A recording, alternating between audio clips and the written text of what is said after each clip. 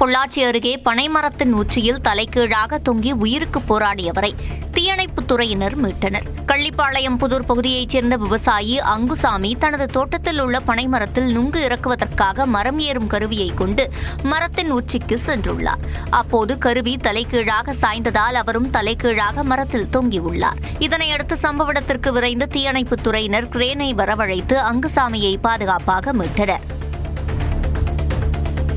நாமக்கல் மாவட்டம் ராசிபுரம் அருகே இருசக்கர வாகனத்தின் மீது வேன் மோதியதில் சேலம் மாநகராட்சி அலுவலர் சம்பவ இடத்திலேயே உயிரிழந்தார். சிங்களாந்தபுரத்தைச் சேர்ந்த தங்கமணி சேலம் மாநகராட்சி அலுவலகத்தில் பில் கலெக்டராக பணியாற்றி வந்தார். தங்கமணி வழக்கம் போல் தனது இருசக்கர வாகனத்தில் அலுவலகத்திற்கு சென்றபோது அப்பநாயக்கன்பட்டி அருகே சாலையை கடக்க முயன்ற வேன் தங்கமணி மீது மோதியது. இதில் படுகாயமடைந்த தங்கமணி சம்பவ இடத்திலேயே உயிரிழந்தார். கேரளாவில் மரங்களுக்கு நடுவே அமைக்கப்பட்டுள்ள கிரிக்கெட் மைதானம் இணையவாசிகளை கவர்ந்து வருகிறது.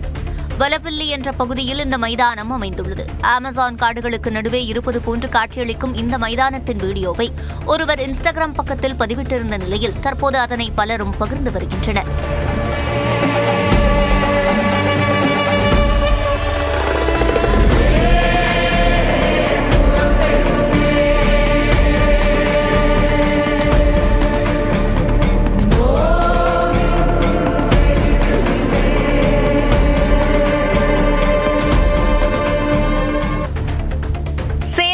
போர்வெல் லாரியில் வைத்திருந்த 2 லட்சம் ரூபாய் மதிப்பிலான ட்ரில்பிட் இயந்திரத்தை முகமூடி அணிந்த நபர்கள் பெட்டியை உடைத்து திருடி செல்லும் சிசிடிவி காட்சி வெளியாகியுள்ளது.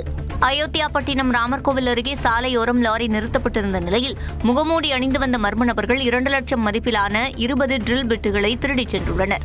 லாரியில் பொருத்தப்பட்டிருந்த சிசிடிவியின் காட்சிகளை கைப்பற்றி காரிப்பட்டி போலீசார் விசாரணை மேற்கொண்டு வருகின்றனர்.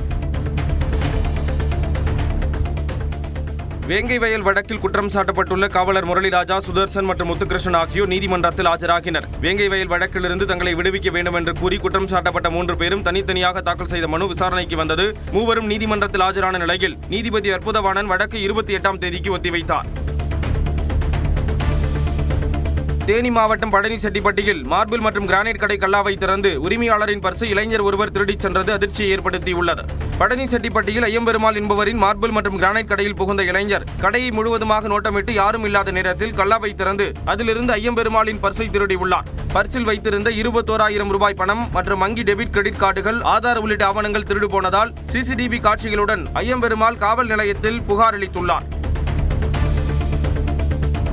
நடிகை ராஷி கண்ணா தனது புதிய படத்திற்காக கடுமையான ஆக்ஷன் காட்சிகளில் நடிப்பதாக தெரிவித்துள்ளார். படப்பிடிப்பின் போது எடுக்கப்பட்ட புகைப்படங்களை அவர் தனது இன்ஸ்டா பக்கத்தில் பதிவிட்டுள்ளார். அதில் சில திரைப்படங்கள் தனக்கு என்ன தேவை என்பதை அதுவே எடுத்துக்கொள்ளும் என குறிப்பிட்டுள்ளார். மேலும் நாம் புயலாக மாறும்போது இடியை கண்டு நடுங்க மாட்டோம் என்றும் அவர் குறிப்பிட்டுள்ளார். விழுப்புரம் மாவட்டம் திண்டிவனம் அருகே காரில் கஞ்சா கடத்திய 2 கைது செய்யப்பட்டனர். நல்லாலம் கூட்டுச்சாலையில் காவலர்கள் வாகன தணிக்கையில் ஈடுபட்டிருந்தனர். அப்போது வழியாக வந்த காரை சோதனை செய்ததில் அதில் கஞ்சா கடத்தி வந்தது தெரியவந்தது. சென்னையைச் சேர்ந்த மதன் மற்றும் நாகராஜ் ஆகியோரை கைது செய்த காவலர்கள் அவர்களிடமிருந்து 74 கிலோ கஞ்சாவை பறிமுதல் செய்தனர்.